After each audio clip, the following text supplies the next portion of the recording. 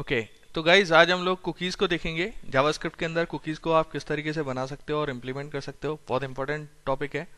Basically cookies क्या होती हैं, जैसे हम जिस प्रोटोकॉल पे काम करते हैं वो हमारा एचटीटीपी प्रोटोकॉल है। ओके आपने देखा होगा कोई भी यूआरएल होता है तो आपका हमेशा एचटीटीपी से स्टार्ट होता है, www.google.com लाइक दैट। तो एचटीटीपी क्या है, basically this is a protocol. तो प्रोटोकॉल के अंदर कुछ रूल्स एंड रेगुलेशंस डिफाइंड होते हैं आपके, जिसकी वजह से ये आपका कंप्लीट सिस्टम वर्क करता है। ओके जो एचटीटीपी प्रोटोकॉल है this is called the stateless protocol. अब ये स्टेटलेस प्रोटोकॉल का मतलब क्या होता है, जो वैल्यूज जैसे मान के चलो आप एक रजिस्ट्रेशन फॉर्म बना रहे हो, you are creating a registration form where you are taking some values from the user. आपने एक रजिस्ट्रेशन फॉर्म बनाया, यूजर से वैल्यूज ली आपने और उन वैल्यूज को सबमिट बटन के क्लिक इवेंट पे सर्वर पे ट्रांसफर कर दिया। ठीक है ना, सर्वर ट्रांसफर हो गया। सर्वर पे हम इसलिए ट्रांसफर करते हैं क्योंकि देखिए जो आपका डेटाबेस होता है ना बैक एंड पे, वो डेटाबेस हमेशा सर्वर पे अवेलेबल होता है। तो सर्वर पे आप पहले डेटा को भेजोगे और वो डेटा को डेटाबेस के अंदर एंटर कर लेगा, जिससे वो परमानेंटली डेटा सेव हो जाएगा, फर्दर आप उसे एक्सेस कर सकते हो। ये आपके लिए रिक्वायरमेंट रहती है। ओके तो क्या होता है कि जो एचटीटीपी प्रोटोकॉल है ये स्टेटलेस प्रोटोकॉल होता है। स्टेटलेस प्रोटोकॉल का मतलब क्या होता है, जो भी यूजर वैल्यूज या जो आपने रजिस्ट्रेशन फॉर्म वगैरह कुछ भी बनाया हुआ है, जिन वैल्यूज को आप एक बार जो सर्वर पे ट्रांसफर कर देते हो उसके बाद जो आपका ब्राउजर है उस वैल्यूज को कहीं पर भी मेंटेन करके नहीं चलता। ठीक है ना, अगर वो आपको मेंटेन करानी है in that case you can use the cookies. और second option is the local storage. ठीक है, तो हम लोकल स्टोरेज को HTML5 के अंदर देखेंगे, बट आपको यहाँ मैं कुकीज का कॉन्सेप्ट बता रहा हूँ।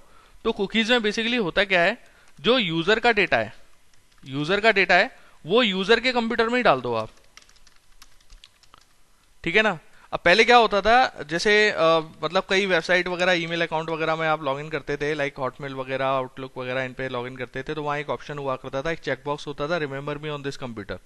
तो अगर remember me on this computer पे यूजर चेक करके जाता है तो उस कंडीशन में क्या होता है, यूजर का यूजर नेम और पासवर्ड जो होता है वो कुकीज के अंदर जाके सेव हो जाएगा, यानी कि उसी यूजर के लोकल सिस्टम में।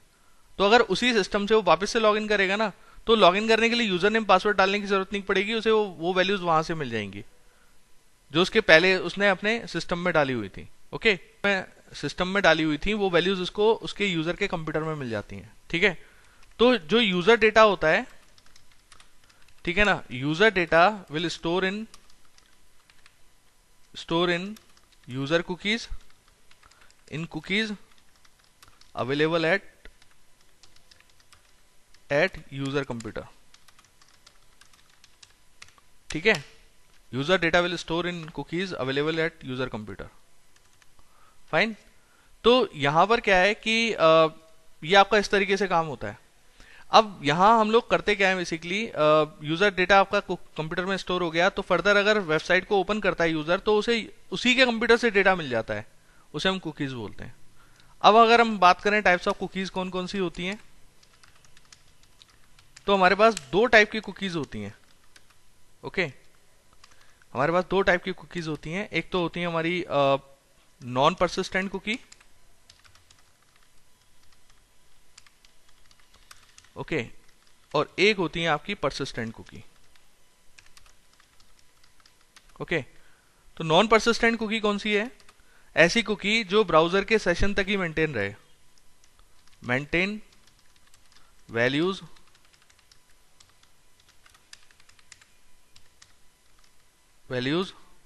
Up to browser session. कहने का मतलब ये हुआ कि ब्राउजर जब आपका रनिंग कंडीशन में तब तक ही वैल्यू को स्टोर करके रखेगा, ब्राउजर को जैसे आप क्लोज करेंगे ऑटोमेटिकली कुकीज में से डेटा डिलीट हो जाएगा। That is called non persistent cookie. तो कोई वेबसाइट है, उस वेबसाइट में जैसे आप ई कॉमर्स की वेबसाइट बना रहे हो, उसके अंदर जो भी आप आइटम पिक कर रहे हो उसी कंप्यूटर में कुकीज में वो आइटम्स की इंडेक्स या आइटम्स के सीरियल नंबर वगैरह स्टोर हो रहा है, और जैसे ही आप उसे बंद कर दोगे तो वो डेटा भी चला जाएगा आपका। तो वो आपकी नॉन परसिस्टेंट कुकी हुई। परसिस्टेंट कुकी कौन सी होती है, जो डेटा को, ठीक है ना, data store for any time limit. Time limit मतलब क्या हुआ, आपने ये कर दिया कि ये कुकीज के अंदर जो डेटा है, या फिर मेरे जो भी मैंने प्रोडक्ट वगैरह परचेज किए हैं, या फिर मैंने बाय नाउ या अपने कार्ट के अंदर ऐड किए हैं, वो आपके एक समय तक 2 महीने 3 महीने 1 घंटे 2 घंटे 1 साल 2 साल इतने टाइम तक वो स्टोर होना चाहिए। तो वो आपकी एक परसिस्टेंट कुकी होती है। और परसिस्टेंट कुकी और नॉन परसिस्टेंट कुकी के अंदर एक सिंपल सा डिफरेंस है, you need to define expiration time only. ठीक है ना, आप एक्सपायरेशन टाइम सेट कर दीजिए कि भैया इतने टाइम तक मेरी कुकीज में वैल्यू रहेगी, तो वो आपका परसिस्टेंट कुकी बन जाती है। अदरवाइज जितनी भी कुकीज होती हैं वो आपकी नॉन परसिस्टेंट कुकीज होती हैं। अब बात आती है how to create cookies. How to create cookies using JavaScript, using JS. तो इसके लिए देखिए यहाँ एक इनबिल्ट ऑब्जेक्ट होता है जिसे हम बोलते हैं डॉक्यूमेंट डॉट कुकी। ओके, तो आपको अगर कुकी के अंदर वैल्यू सेट करनी है तो असाइनमेंट ऑपरेटर से लेफ्ट हैंड साइड पे डॉक्यूमेंट डॉट कुकी को डिफाइन कर सकते हो, और यहाँ जो ये कुकी बनती है वो की वैल्यू पेयर्स में बनती है इस तरीके से। ठीक है ना, ये आप की वैल्यू पेयर बना के कुकीज को बनाते हो। ठीक है, और रिट्रीव भी अगर करनी हो तो आप इसी तरीके से रिट्रीव कर सकते हैं डॉक्यूमेंट डॉट कुकी से, अगर रिट्रीव करना चाहते हो तो ये तरीका है हमारा कुकीज को बनाने का। कि हम अब देखते हैं प्रैक्टिकली कुकीज हम किस तरीके से क्रिएट कर सकते हैं। तो एक नई फाइल बना लेते हैं यहाँ।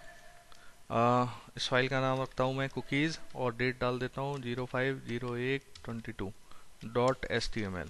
ओके, ये आपने डिफाइन कर दिया। HTML का एक पेज डिजाइन कर दीजिए। ये आपका हो गया। मेटा टैग्स हटा देता हूँ, ये SEO के पॉइंट ऑफ व्यू से यूज में आता है। अब आपको करना क्या है, कुकीज में वैल्यू को सेट करना है। ठीक है ना, तो कुकीज में आप कैसे सेट कर सकते हो, लाइक मैं एक कोई फॉर्म बनाता हूँ इनपुट टाइप टेक्स्ट का। ठीक है, ये इनपुट टाइप टेक्स्ट बनाया और इसके अंदर मैंने यहाँ पर दे दिया txt1 और आईडी भी दे दिया txt1। ओके, और एक मैं बटन बना लेता हूँ जिस बटन पे मुझे क्लिक करने पर कुकीज के अंदर वैल्यू जो है वो सेट होती हुई दिख जाए। ठीक है, तो यहाँ लिखा मैंने सेट कुकी, और एक बटन और बनाऊंगा जो बेसिकली गेट कुकी के लिए यूज में आएगा, that is for get cookies. Okay, ये आपने इस तरीके से डिफाइन कर दिया। अब आपको यहाँ इनके अंदर एक इवेंट रजिस्टर्ड करना पड़ेगा। ऑन क्लिक पे आपने लिखा सेट एक मेथड बनाया आपने, और ऑन क्लिक पर आपने लिखा गेट, तो ये आप गेट का मेथड बनाएंगे। ये आपने दोनों मेथड्स को डिक्लेयर कर दिया। ओके, सेमीकोलन लगाना कंपलसरी नहीं है, लगाओ तो अच्छा है, नहीं लगाओ तो भी अच्छा है आपकी। ये स्क्रिप्ट टैग बनाया, तो आपको करना क्या है, सेट मेथड के ऊपर जब यूजर फंक्शन सेट को कॉल करेगा तो उस कंडीशन में आपको कुकीज में वैल्यू को सेट करना है, और वो कुकीज में वैल्यू txt1 से जाएगी। तो पहले आप क्या करें, एक वेरिएबल लें txt1 वैल्यू, पहले इसकी वैल्यू को उठाएं। तो document dot gate element by ID, gate element by ID, और आईडी के अंदर आपने आईडी दे दिया txt1 डॉट वैल्यू। ओके, तो इसकी जो वैल्यू होगी वो यहाँ चली जाएगी। अब आपको करना क्या है, with the help of document dot cookie आप क्या करें, यहाँ डिफाइन कर दें txt1 वैल्यू इक्वल्स टू और प्लस लगा के, और आपने txt1 वैल्यू को पास कर दिया, तो ये आपकी कुकी क्रिएट हो जाएगी। इसी तरीके से गेट कुकी आपको कॉल करनी हो, जस्ट अ मिनट, अगर आपको गेट कुकी कॉल करनी हो तो आप वो भी कर सकते हो। आपने लिखा फंक्शन, सॉरी गेट फंक्शन आपका दिया हुआ है। ठीक है ना, और गेट के अंदर भी सेम वही चीज़ है हमारी, कुकीज से वैल्यू को हमें पिक करना है और देन उसे यहाँ डिस्प्ले कराना है। तो मैं अलर्ट के अंदर ही शो करा देता हूँ।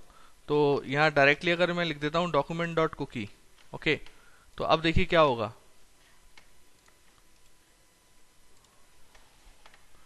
अब देखो मैं यहाँ सेट करता हूँ योगेश शर्मा, और सेट कुकी के ऊपर क्लिक करता हूँ, फिर गेट कुकी के ऊपर क्लिक करूंगा, I am not getting any value नहीं मिल रही। तो इसका मतलब है जो आपने कुकी बनाई है वो क्रिएट ही नहीं हुई। करते हैं, यहाँ ये कुकीज क्रिएट नहीं कर रहा, तो एक तरीका ये हो सकता है कि आप यहाँ पर ये इस तरीके से सिंगल कोट्स लगा दीजिए और यहाँ इसे सिंगल कोट से बंद कर दीजिए। तो ये स्टार्टिंग हो गया और ये एंडिंग हो गया इसका। अब एक बार और ट्राई करते हैं इसको। तो यहाँ देखें, जैसे रिफ्रेश करता हूँ मैं और अगर यहाँ आता हूँ मैं, तो देखें क्या क्या वैल्यूज आ रही हैं। तो ये मैंने वैल्यू डाली, सेट कुकी पे गया, यहाँ जाके देखें टेक्स्ट बॉक्स 1 के अंदर SSS आ रहा है, और देन डॉक्यूमेंट डॉट कुकी में स्टिल आपको यहाँ एम्प्टी दिखा रहा है।